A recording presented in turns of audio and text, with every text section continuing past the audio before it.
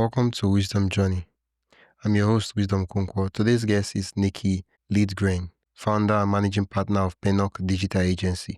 With over 2 decades of reshaping beauty and lifestyle DTC brands, Nikki has driven a 65% month-over-month growth for 228 clients and overseen more than $100 million in ad spend. We'll dive into our human-centric approach to scaling e-commerce, leveraging machine learning for paid media, niching for maximum impact, and real-time tips to boost your ROI. Can you walk us through your journey from in-house marketer to founding Pencock? Yeah. So let's see. I had no aspirations to be on the agency side. In fact, like coming out of college at San Francisco State University, my goal was to work within like a fashion or a lifestyle industry business and, really grow the ladders in corporate. So I went to Pottery Barn, which is based here in San Francisco, and then later to World Market, another furniture brand in San Francisco. And that's where I kind of cut my chops in marketing overall for e-commerce business. I was able to hire and determine like which agency partners we were going to work with at World Market. And that was just like, super eye-opening for me to get to partner with agency experts for the first time. And I really truly viewed agency people as experts because they knew the ins and outs of the platform. They knew all like the shortcuts and the best practices. And they were just so, superior in their knowledge of everything within the discipline we hired them to do than my in-house team was. So I just thought that was the coolest thing ever. So I left in-house to actually work for an agency, which was a ton of fun for me. In fact, like one of the highlights of my career was working for an agency. I had 45 brands at a time. I had a team of 12 working for me. We helped entertainment brands sell products. So this is everything from like the Rolling Stones to Grateful Dead to like sports teams and TV shows. So it was just a really cool high energy place to go. And went back in-house for a while after that, had some kids and, was taking like an easier path towards success. But I think ultimately what kept reoccurring in my mind was the value I placed on agency people just for like the level of knowledge they had was just something really special to me. And it's something I believed I had enough expertise in, discipline by discipline, to start bringing to brands within the eco space I cared about then, which was still lifestyle and beauty. And so at that point, I was pregnant with my third kid. I was just laid off my last full-time job. And I just decided to go out and start a consultancy. And that's how Pennock started. And after 2 years of running it with just freelance partners and, people to lob onto projects, I started rolling in my full-time employees and the staff that we've got today. And so the idea to pivot and be so heavily focused on beauty just kind of grew organically. Like I mentioned before, my experience and background was home goods, was furniture, was like lifestyle things. I really didn't have a ton of deep expertise in the beauty industry. But as we started getting more beauty clients, as we were properly an agency called Pennock, we just kind of came together organically that the referrals we got continued to be in this beauty lane. And so we've really just continued to grow our Rolodex there specifically. Yeah. Like I'm surfing through your website now, and I'm seeing a lot of brands like you worked with. Wow. Yeah. Yeah, Yeah. it's been a lot of fun. I think there's been like over 85 now. So we've definitely kept busy. And I think what we do a little differently than some of the agencies I know is like we just really immerse ourselves in what the business is about for our clients' business. So like we know their top line metrics, we know their profitability metrics, we know when they're close to out of stock on certain SKUs that we probably shouldn't run as ads anymore.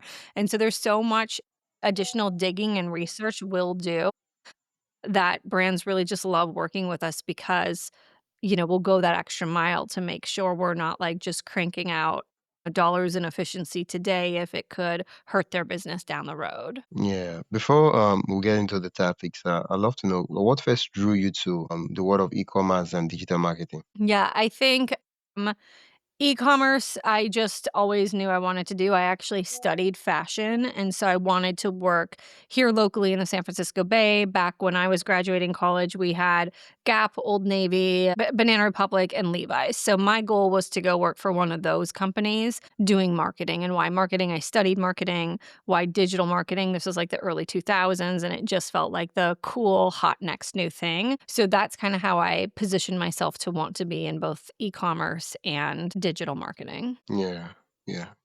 Oh, it's yeah. I like the way you eased from that to what you're doing now. Did you okay?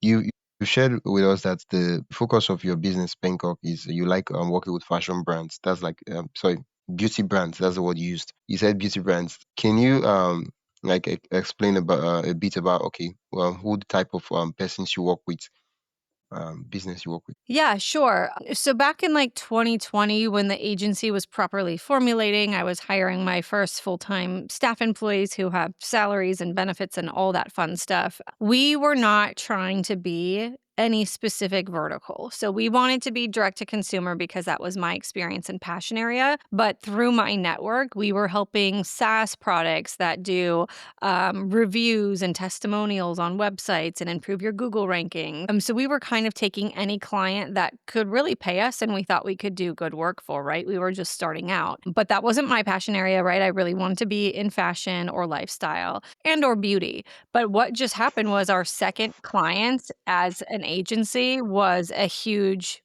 beauty brand. They made color cosmetics and that relationship just kind of put us on the map. And that's where we really kind of took a hard right turn and started focusing on going after more beauty clients, whether that be like makeup, hair, or skincare. So, like, it just wasn't super intentional to be in that vertical. It just happened. Yeah. I mean, at the end of the day, it's just to test, and then finally you discover the stuff that feels like you're meant to do this, and then you just stick with it. Yeah, that's exactly how it went down. Before we start discussing regarding some of the tactics and techniques, how do you define success for digital brands you work in 2025? What are the metrics you use to define if if the job you're doing is successful or not? Yeah, so the way we set up our paid media work is really around getting immersed in the brand and their historical data before we start. So if they're a brand that's existed for some time and they've had campaigns like the campaigns we're planning to run for them live, we'll look at that historical data to kind of prove what we think we can do differently in the near future from a KPIs perspective and then kind of math it out to longer term plays because it's really important for an agency to show a different future than where they are today. And so that's really what we're out to prove and show to them. So for paid in the DTC space, we're really focused on return on ad spend, on customer acquisition cost, and to some extent on MER. Customer acquisition, MER, return on investment. Okay, okay, yeah, I like that. Yeah. Do you most of the brands and the names you mentioned, do you just work with big brand names or you also work with independent creators launching an e-commerce product, or basically you don't just select as much as long as you can help the client and it's what and they can afford to hire you for your services, you accept them, or do you have a peculiarity? Yeah, so we help emerging brands. So generally, they're coming to us when it's like co founders and a fractional marketer or some earlier stage business, is oftentimes when we find them.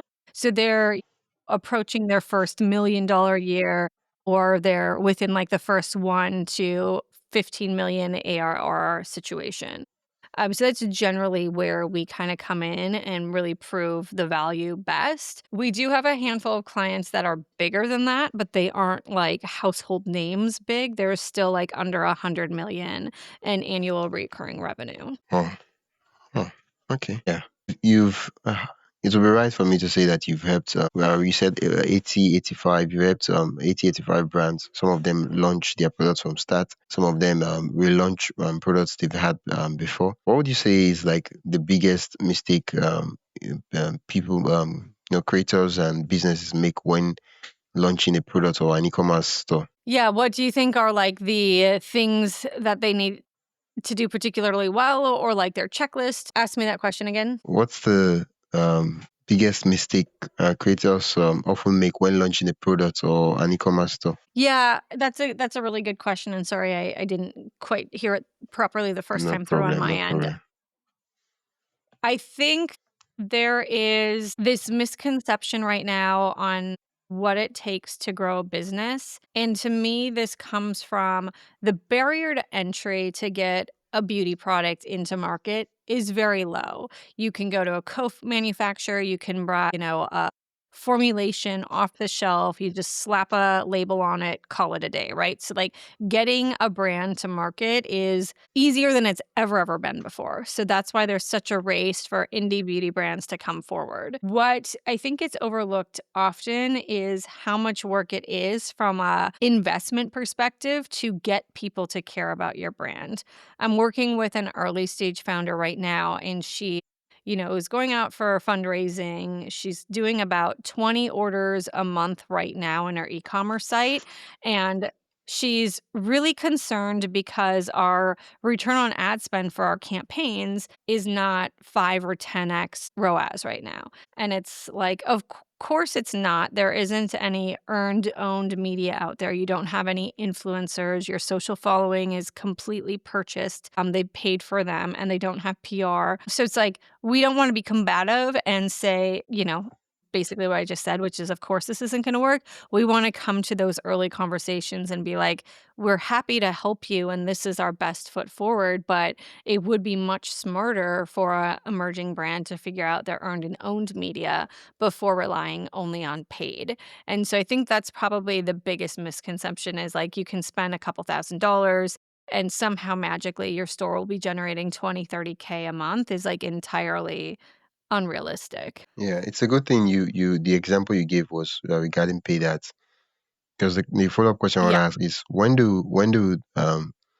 should the founders or creators know when to start running ads? So when do people know when to start running ads? I guess, I mean, if the brand has revenue or has budget to spend on it, you could start out of the gate, meaning like if you have already in your budget $5,000 to spend every single month to run ads, there's no reason to start to hold off running ads. I think what simultaneously needs to happen is your organic social has to be looking really good and you have to have some influencer and PR partners. If you're bootstrapped and you truly have no media dollars right now, figure out earned and owned media first and then wait till like Q2 or 6-12 months down the line to actually launch ads, because I would say for every beauty brand we've helped from the beginning, getting to a 1x return, so basically break even, doesn't happen for a while. And so if brands can't afford to lose money on their first handful of months of ads, then they're already misaligned with the reality of what's happening. I mean, um, oftentimes when businesses have money, problems that are not necessarily money problems, they throw money at it. Basically, all their problems, every problem, they try to throw money at it. Most of the times, it doesn't really necessarily solve the problem. So the question I want to ask is, you've showed me some of the things that the necessary requirements in order to run paid ads. What would you say they must have in order for the paid ads to even get any form of return on investment? Yeah. I mean, it's so hard to answer just like black and white because there's so many layers to it, right? Okay, you could answer with a scenario though. Yeah, so scenario of what they would need to do to get Yeah, you could paint a like picture or give a specific example to like answer the question instead of answering generally. yeah, so if a brand wants to get a high return on ad spend from an ad unit, Yeah. they would need to run video ad that is probably face forward of a UGC creator that is an authentic play on what it's like to use the product that we're talking about. So that's usually the formula at this moment in time that will work well, but there's so many nuances to it. So like simplest answer would probably be that. You did answer the question previously before I asked it though. You talked about having kind of like a form of earned media, a form of organic social following. That way, when people see you and they want to like check and confirm and see what you're up to, they would have content to actually binge and see what you up to and what you basically what the podcast the product's all about. Mhm. Yeah. Uh, e-commerce is one of those things that, of course, it's one of those things that it's kind of risky because you don't even know if it's going to work. You just like putting stuff out there, and at the end of the day, it might flop, right? It might not. And this is not me. This is not having to. It has nothing to do with marketing problem. This could just be a case of product market fits. You making stuff, and the audience doesn't necessarily have that problem or like it. I know a range of other factors. How can creators, founders test kind of low risk test their e-commerce product ideas that they have for the audience? Yeah, I mean, if it's a brand that's already in existence and they're already selling some products, I think the best thing to do is, with a grain of salt, like survey your customers and see what they want next. If you sell, lip gloss, maybe you need a new scent or fragrance or whatever in addition to a new colorway, right? So I think you can crowdsource to your best customers and get a good idea of what the next best product is. That way you have some idea of what they'll actually want to purchase in market when you go off and produce it. I mean, I think the other thing for like a net new business or product idea from a brand that doesn't exist yet would be doing the crowdfunding way to see if people will back it before it comes to market. And you can do that outside of a crowdfunding platform by doing splash landing pages and stuff, and just make sure there's a way to get people to sign up for early access without actually taking dollars up front. Yeah, I mean, most of these ideas they're great, especially for the crowdfunding. But with crowdfunding, usually you need to like get a lot of persons, and then you have to get them to like support the idea and all that. But for someone who is just starting out, but they don't necessarily have an audience yet, but they want to create a product, they believe that the product it's going to change the world and stuff like that. They're like, okay, how do I test it? I don't have an audience. I don't have all these other things. But I want to test the idea so I don't end up spending $10 million on the products, on everything, and then only realizing that, wow, this product was never meant to fly from the very beginning. Yeah, I mean, I think like I'm just taking a page out of Million Dollar Weekend, which is a book by Noah Noah Kagan. Kagan. Yeah. Yeah, yeah. So like, just go out and ask your network, like send emails to some people and ask them if they'd be willing to give it give a product like this a try. And I think after you get to a certain quantity over a certain period of time, you've sort of validated it. I know what people say they'll spend money on, and what they actually spend money on is a different question, but at least you've got some directionality of whether or not it's a good idea from just starting to cold outreach to some folks. Yeah, yeah. I mean, if you can get people to pay for an idea, it basically means that the idea it's valuable, it makes sense to them.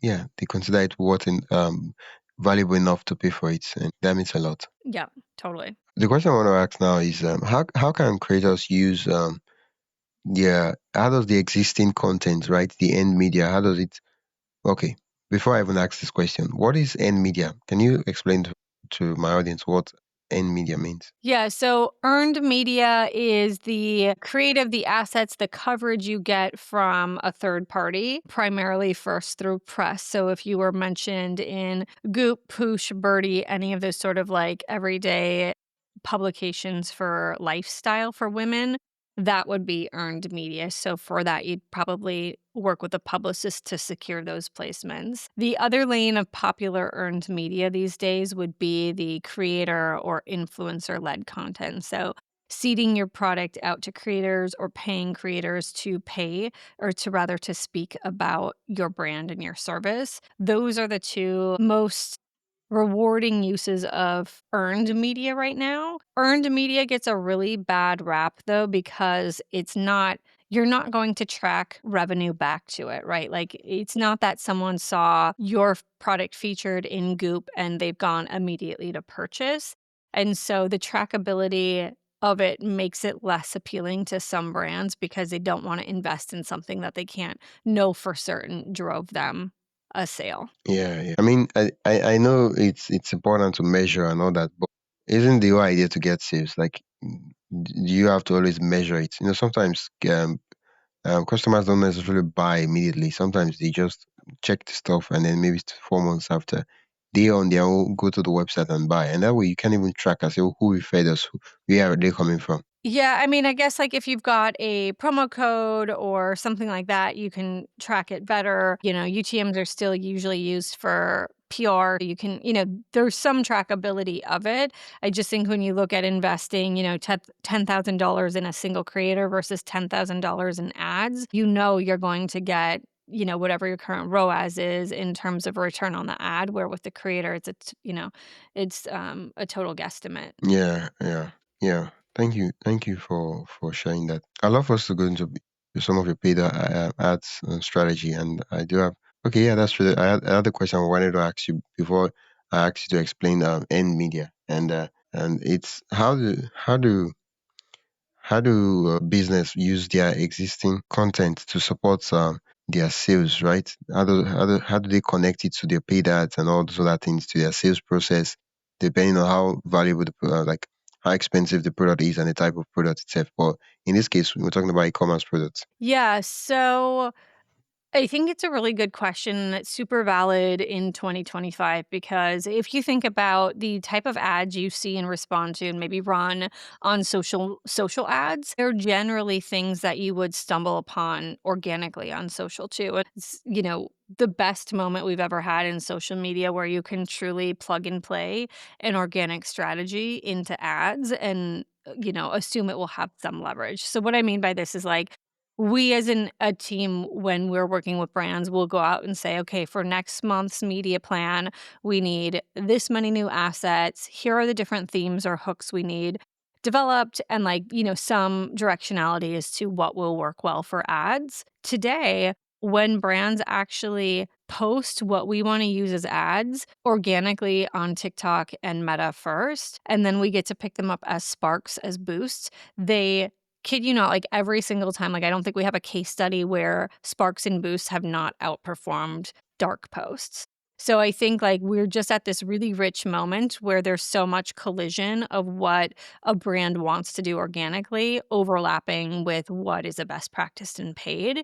And so with that, what I would probably educate teams on doing or encourage them to do is really lean on their social media expert first, the one who runs organic social, who figures out how to get engagement high, follower growth, da da da. That person should be kind of helping drive what types of assets to leverage for paid. And the smaller the brand, the more overlap there should be, right? So they're not leveraging too many costs against creative executions.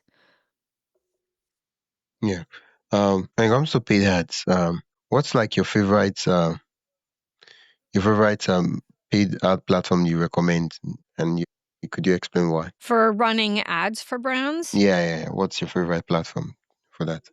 You're asking some good questions, but they're so hard to answer. Let's see. Personally, so I haven't been hands to keyboard maintaining ads for some time. So my data is a little rusty, but my hunch is if I were to build a beauty brand, because that's the industry I'm in, and it was targeting young millennials, Gen Z or Gen Alpha, I would 100% focus on TikTok just because one, there's still level of arbitrage there. So you get a little bit more bang for your buck. And two, like the enhancements to the algorithms, the different types of ad variations that can go live, just so rich and robust right now that I think I would take as much advantage of everything TikTok has to offer out of the gate.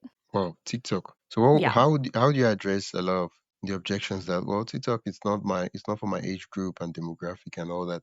So what would you say about that? Yeah, love it.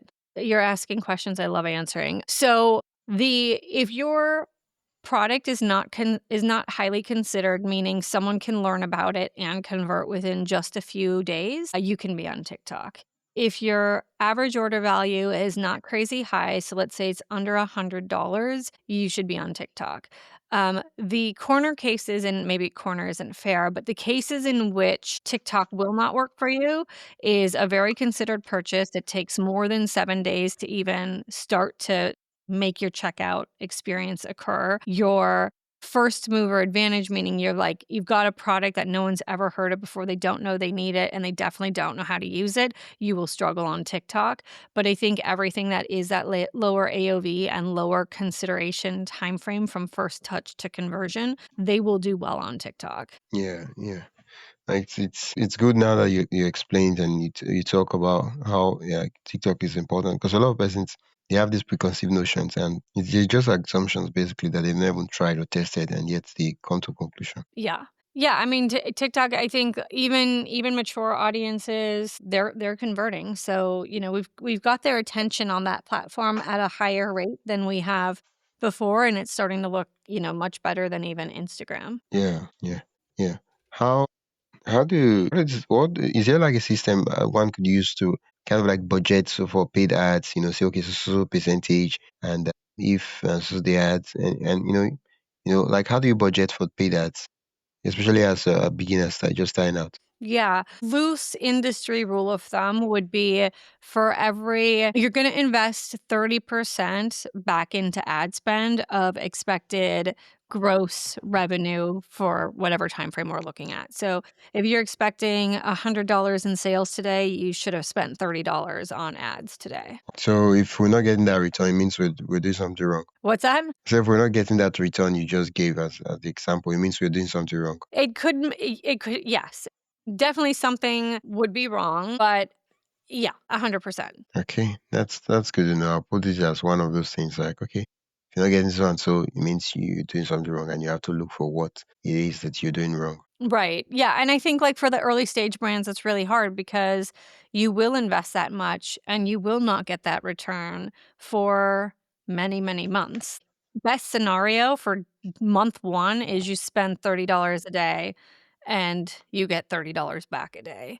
And Yeah, that's just the reality of, being an e-commerce brand targeting the US customers at this moment in time. yeah. What do successful ad creatives look like? Could you share with us a framework? Yeah, it's hard to put in framework because it's unfortunately so much of, like, it depends, but I think, like, really the key to success is having a brand position and staying really authentic to that. So I think, brand, for example, that's going after Gen Z and younger adults, they're going to do better with, like, a playful, lighthearted brand that probably plays on pop culture more. So coming up with assets that are maybe trending. So when we think about TikTok, there are all these different trends that might come and go in a matter of days or weeks. Having someone who can, like, be on the pulse of that and creating assets in that lane would work well for them. We've got a brand that is it for mature audiences, and it's led by someone who is of that demographic as well. And so she's much more educational in her approach and really, like, giving people more than they want to convert. Like, really, it's not really a hard sell in that it's, like, hard to listen to. It's just so rich with information that that works well for her. So it's hard to just give you a simple answer because it really depends on what the business is setting up their whole ethos and identity towards, and then you just have to figure out how best to exploit that. Yeah, yeah, yeah. I like the way you broke down the kind of like thought process behind every ad creative instead of just giving us cookie cutter ways to it, so we could just memorize it and be done. Well, and I think it's interesting that you asked that question because I've been working with some early stage founders who have never founded a brand before and are new to the industry that they're working in now. And I think they do expect, like, just give me a playbook, like, tell me exactly what to do. And I just want to do that. Like, I don't want to think about it. I don't want to have to position my brand any differently. Like, just make this work. That's a solution that could have existed in 2015 and maybe even 2020, but, like, the landscape of how people are viewing brands is evolving very quickly, and I think if the brand really doesn't do anything to try to differentiate themselves from, like, the drugstore alternative, why would they not just go to the drugstore and get that alternative? At least it's a big name and people know what it is. Yeah, yeah, and they know what to expect. Yeah. How do you test your ad creatives without spending a fortune? Yeah, I mean, I think that's one of the best things about running paid ads is you can learn really quickly. So, without spending a fortune, what the rule of thumb would be is to spend, gosh, and it can sound like a fortune if you're a small brand. You want to spend 7 times higher than your expected customer acquisition cost is to figure out if something's going to work well. So, if your customer acquisition cost is $100, you would want to spend up to $700 on that asset to prove whether or not it's going to be a good ad for you. That might be too hard for some people to swallow. And so, if that's the case, then I would base it on your benchmarks or industry benchmarks. So, you can find industry benchmarks just a Google away. So, that's easy to find. But you'd be looking at your cost per video view, your video completion rate, your click through rate, like all of the major metrics that show engagement. To me, how low is your CPM is not the right metric. Maybe even like how much is your CPC is not the right metric. But you'd want to figure out early if the asset you're testing has proof that it has high enough engagement to validate it being live. Once you've validated, yes, it has high enough engagement, then you'd keep it live up to that next CAC so that you could prove whether or not it's going to convert. Yeah. You scaled a lot of businesses, right? And you also do ad creatives and all that. And yeah, you do have a lot of customer testimonial, clients testimonial. Could you share one or two of such? Yeah, I like to kind of walk through a case study of something that's happened. Please do. Is it? Yeah, sure. So one of our, I don't know if it's fair to call them our favorite brands, but one of the brands we've had a ton of fun working with is a fragrance brand. And it's founded by someone in her early to mid 20s. And so she's very relevant to her audience. And with her, we were able to take over her as a client or her brand as a client from a pretty well known agency in the industry. So we always love that opportunity, but it makes us a little nervous because we're like, gosh, if this well-established, like revered agency didn't figure it out, who the heck are we to do a better job for them? So it was like that nervous beginning stage. And what we learned while we were auditing and onboarding was they had a really good approach to what they were going to do with TikTok ads, and like on paper it resonated. Was they knew their target market was people who obviously liked fragrance and smelling good, right? So they targeted those people specifically within the demo of their age group, within the geographies that they were interested in. I think it was LA region specifically at the time. And we came in and we're like, hey, during our onboarding, you said you're really about the music festival scene and some other nuanced, like niche scenes, right? So we're like, instead of targeting fragrance, why don't we go off and target things that show behavioral interests in what we think your best consumer is? And so instead of just kind of running the same campaigns against people who love fragrance, which again on paper reads like a decent strategy, we ended up targeting people who liked Coachella and liked some of the other music festivals. Maybe if one of those music festivals was coming up, we would say they like the headliners and the musicians playing at these festivals. We didn't even target anyone with an interest in anything fragrance related.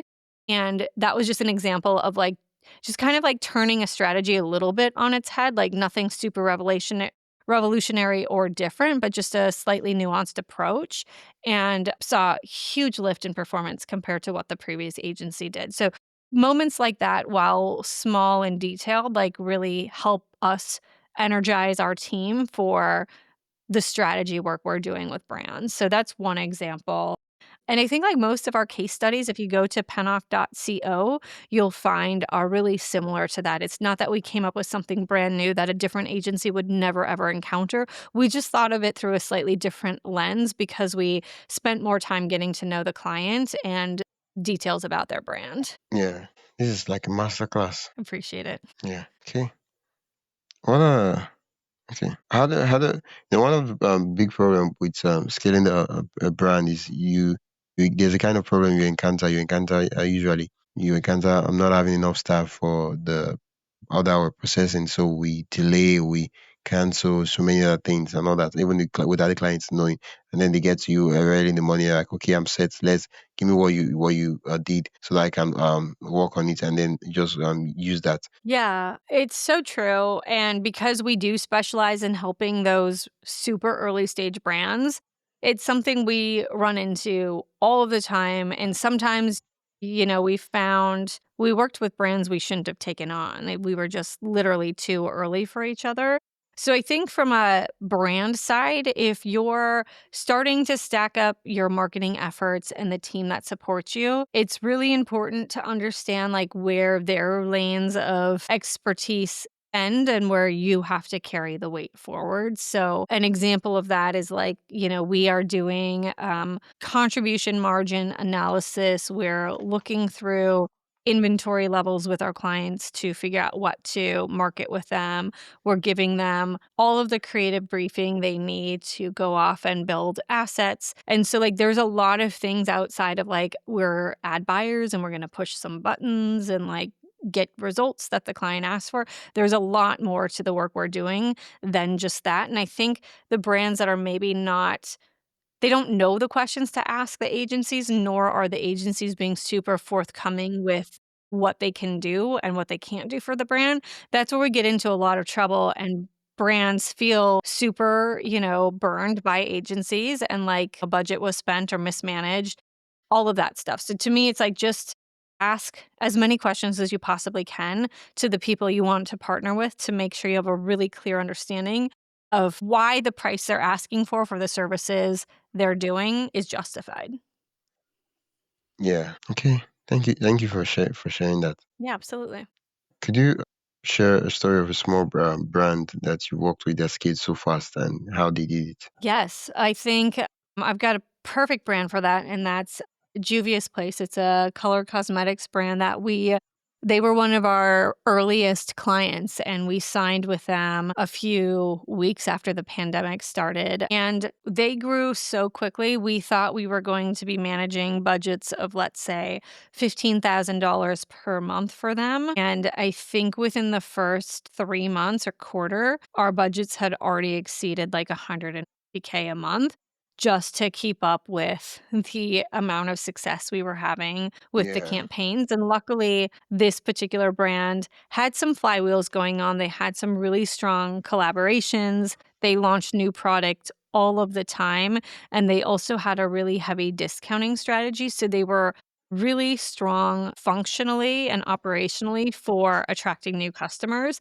So we were really just fuel for the fire that they had already created. And so it was a really, really fun experience. The question in all those situations is, well, like, how long is this going to last for? And, how will we deal with the drying up of interest in this brand? Because it's really hard for any brand to stay that relevant and that exciting for a super extended period of time. So there were some ebbs and flows as we got to our level of scale, but ultimately kind of continued cranking away and finding corner cases of certain geographies within the US that would perform better as one example. So we did find ways, even as they were starting to plateau, to double down. Yeah. Yeah. I mean, who, man, oh man, what's your favorite growth lever? Most brands are underutilized. What's my favorite what? A growth lever. Growth lever? Most brands ignore or underutilized. It's I'm so bad at giving you like just crystal clear answers. I think brands that have really good testimonials and product reviews can leverage those more. I think creating a sense of urgency, even if it's kind of like marketing speak, is really healthy.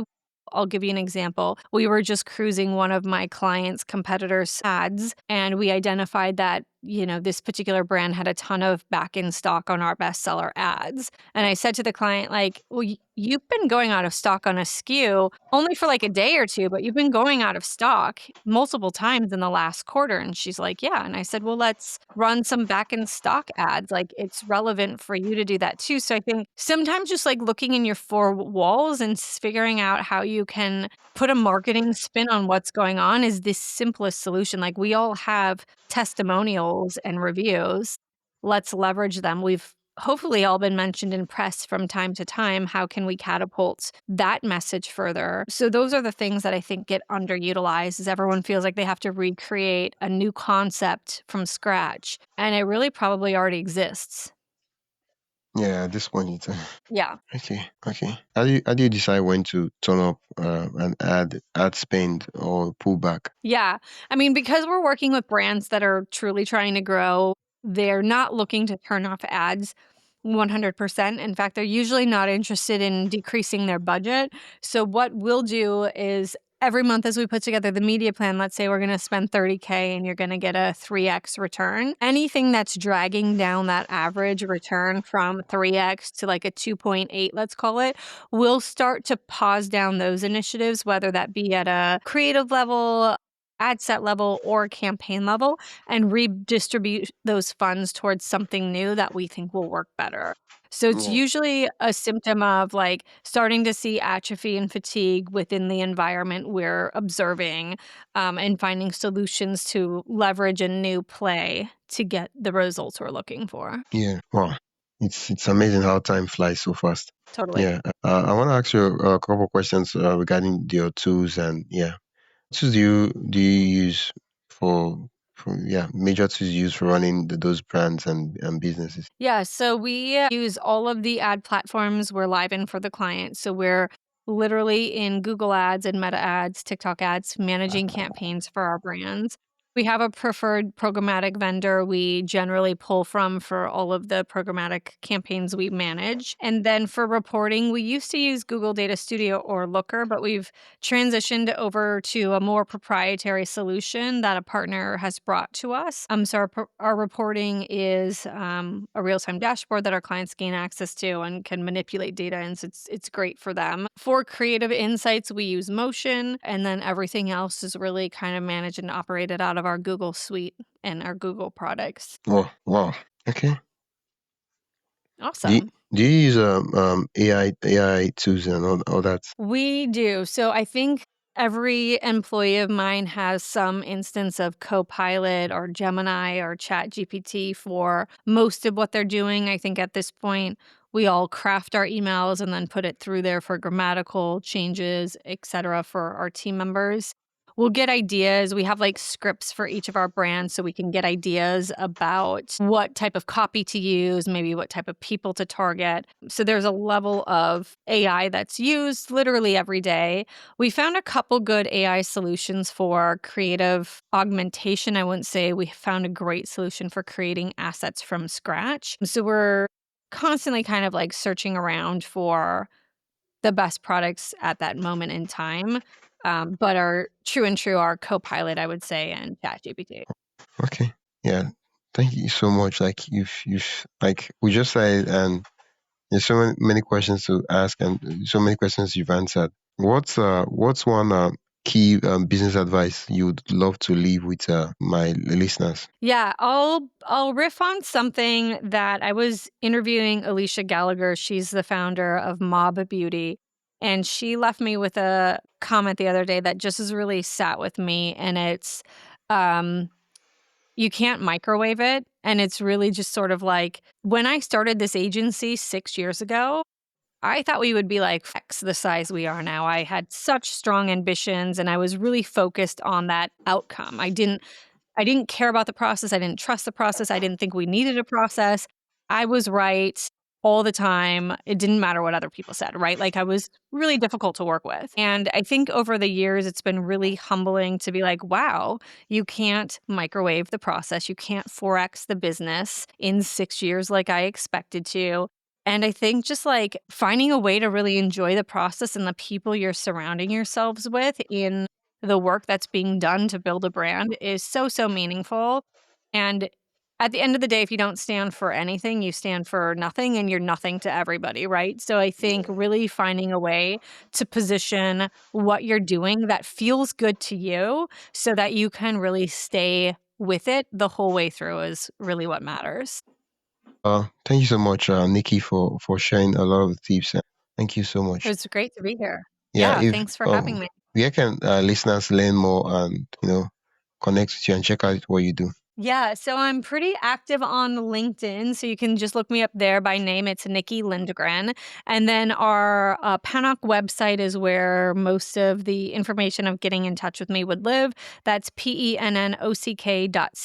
You made mention of your podcast. What's the name and what's it about? Yeah, so we started a podcast in late 2024. It is called the Pennock Knockdown, and the goal of that podcast is to interact with marketing experts experts primarily focused on the beauty industry to share knowledge about how better to market beauty and lifestyle products. No. Oh, thank you so much for coming on the podcast.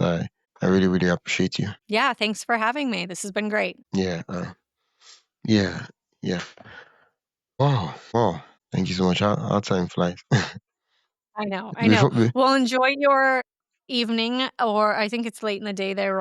yeah. Yeah. Thank you for listening to Wisdom Journey, the podcast for content creators. If today's episode sparked ideas, subscribe and leave a review. Share it with a fellow creator who might benefit.